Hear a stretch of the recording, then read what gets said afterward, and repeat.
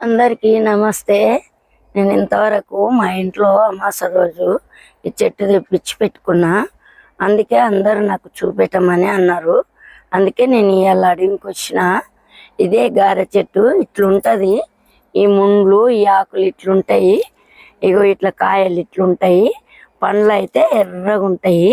ఈ చెట్టు చాలా మంది చూపి అన్నారు వీడియోలో, అందుకే చూపెడుతున్నా.